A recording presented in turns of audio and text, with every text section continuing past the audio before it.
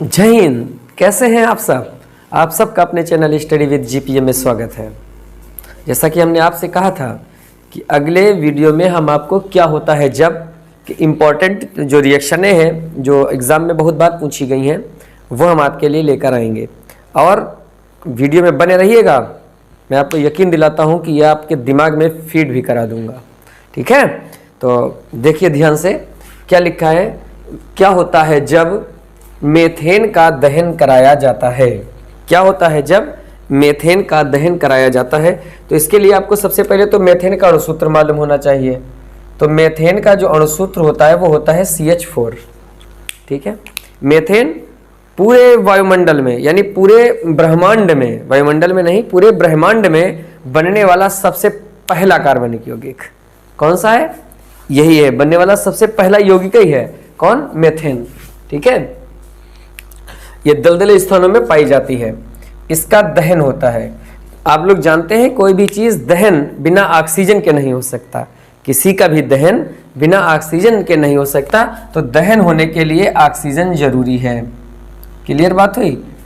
अच्छा, ये बात हुई। दहन होने पर होता क्या है?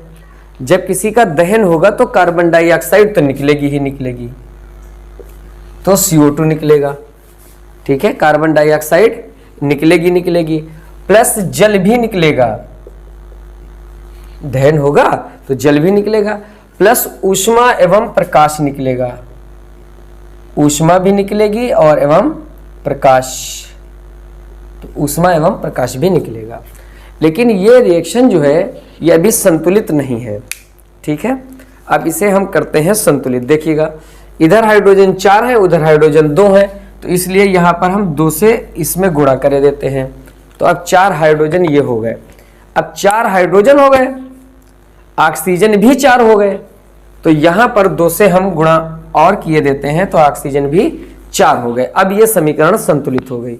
तो अब जब मेथेन का अगर हिंदी में लिखना चाहो तो ये भी लिख सकते हैं अब हम कि जब मेथेन का दहन कराया जाता है तो कार्बन डाइऑक्साइड निकलती है, जल निकलता है, ऊष्मा एवं प्रकाश निकलता है। ठीक है, तो जब मेथेन का दहन कराया जाता है तो क्या क्या? कार्बन डाइऑक्साइड निकलती है, जल निकलता है, ऊष्मा एवं प्रकाश निकलता है। किसी का भी दहन कराया जाए तो ऊष्मा प्रकाश तो होते, किसी चीज को आप जलाओगे तो प्रकाश तो होगा, तो सिंपल बात है। और जलाने पर कार्बन, यहाँ पर जब कार्बन है तो कार्बन डाइऑक्साइड मिलाएगा, हाइड्रोजन है तो जल बनाएगा। ठीक है, तो ये हो गया। अगला है एथिल अल्कोहल की सोडियम धातु से क्रिया कराते हैं। तो सबसे पहले हम लिखते हैं एथिल अल्कोहल C2H5OH। ठीक है, क्या हो गया ये? Ethyl alcohol.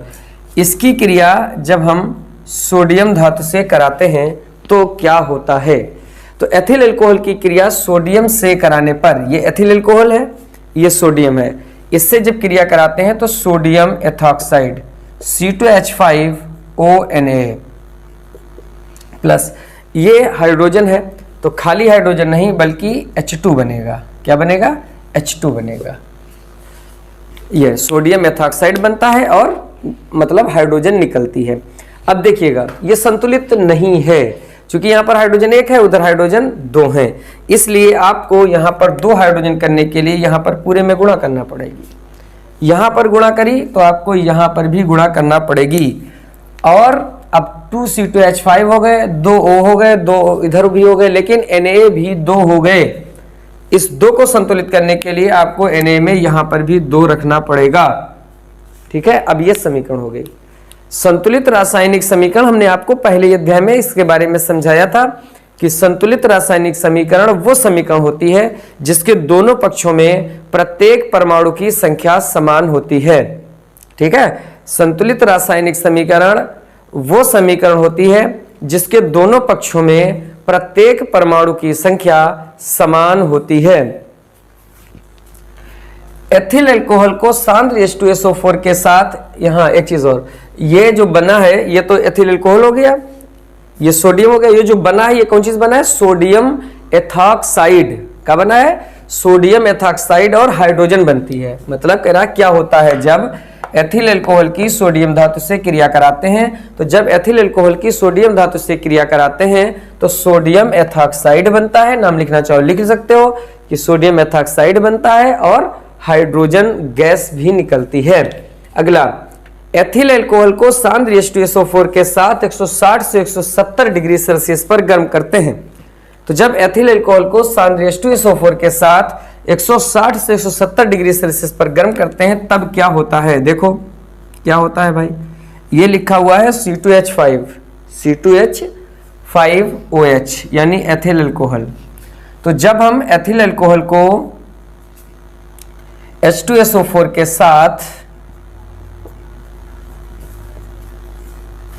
160 से 170 डिग्री सेल्सियस पर गर्म करते हैं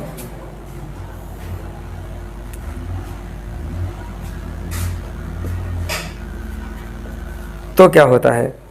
तो एथिलीन बनती है 160 से 170 डिग्री सेल्सियस पर। इसके साथ इसकी उपस्थिति रहती है असल में, तो ये एथिलीन बनती है। एथिलीन का होता है C2H4, एथिलीन कह लो या एथीन कह लो। तो C2H4 प्लस एक HO यानी H2O। समीकरण संतुलित है, कोई दिक्कत ही नहीं है। तो जब C2H5OH को H2SO4 के साथ 160 से 170 डिग्री सेल्सियस पर गर्म करते हैं तो एथिलीन या एथीन बनती है। अगला है मेथेन क्लोरीन से क्रिया करती है। मेथेन क्लोरीन से क्रिया करती है। ये CH4 यानी मेथेन, क्लोरीन यानी Cl2। तो जब मेथेन क्लोरीन से क्रिया करती है तो क्या होता है? तो CH4 यहाँ से CH3 हो जाएगा और एक Cl प्लस एक H यहाँ से, एक Cl यहाँ से, HCl। बस हो गई रिएक्शन। अब क्या होगा? जब मेथीन क्लोरीन से क्रिया करती है, ये जो हैलोजन होते हैं ये प्रतिस्थापन अभिक्रियाएं देते हैं।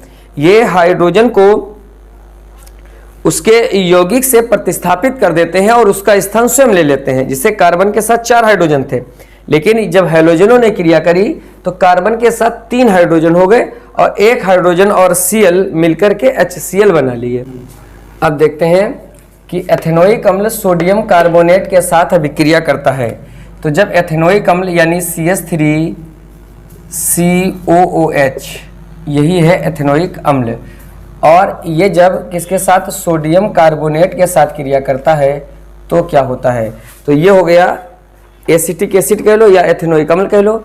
जब सोडियम कार्बोनेट के साथ क्रिया करता है तो क्या होता है? तो बनता है सोडियम CH3COONA यानी सोडियम एसीटेट बनता है। सोडियम एसीटेट बनता है प्लस CH3CONA बनता है, कार्बन डाइऑक्साइड बनती है और जल बनता है। अब ये रिएक्शन संतुलित नहीं है अभी, चूंकि Na इधर 2 बार आया है और उधर Na 1 बार आया। संतुलित रासायनिक समीकरण होने के लिए दोनों पक्षों में प्रत्येक परमाणु की संख्या समान होनी चाहिए। तो यहाँ पर ये 2 की मल्टीप्लाई करी, वहां करी तो CH3CO भी डबल हो गए, तो यहाँ पर भी 2 की कर दो तो CH3CO डबल हो गए, H2 एक हो चला गया, एक वो वहां से मिल गए, ये संतुलित हो गए। अब हर परमाणु की संख्या समान है। अगला देखिएगा, एथिल एसीटेट सोडियम हाइड्रोक्साइड के साथ अभिक्रिया करता है। एथिल एसीटेट C2CH3, ये जो है ये एथिल एसीटेट CH3COOC2H5, ये है एथिल एसीटेट। ये क्रिया करता है सोडियम हाइड्रोक्साइड के साथ, ये NaOH के साथ क्रिया करता है। जब ये NaOH के साथ क्रिया करता है तो क्या होता है? क्या होता है भाई? ये जो C2H5OH है, ये C2H5 है, ये OH के साथ अभिक्रिया करके क्या बना लेता है? C2H5OH। और ये जो बचा हुआ है, बचा क्या है कि CH3, ये देखिए CH3CO C2H5 प्लस NaOH, तो CH3COO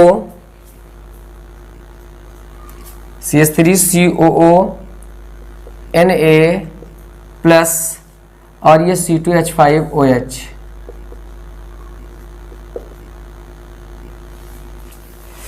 ये C2H5OH, यानी जब एथिल एसीटेट सोडियम हाइड्रोक्साइड के साथ क्रिया करता है तो सोडियम एसीटेट बनता है और ये एथिल अल्कोहल भी बनता है, एथिल अल्कोहल भी बनता है।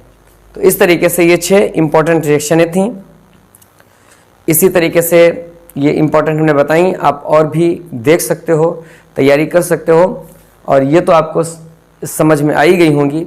इसके बाद हम और एक और रिएक्शन का वीडियो लेके आएंगे, उसमें आपको बताएंगे कि क्या होता है जब करके जो रिएक्शनें पूछी जाती हैं। 7 नंबर की आपसे रिएक्शनें पूछी जाएंगी ही जाएंगी रसायन विज्ञान में। रसायन विज्ञान 20 नंबर की पूछी जाएगी, उसमें से 7 नंबर की रिएक्शनें आपसे पूछी जाएंगी। ठीक है, तो मिलते हैं नेक्स्ट वीडियो में। Thank you.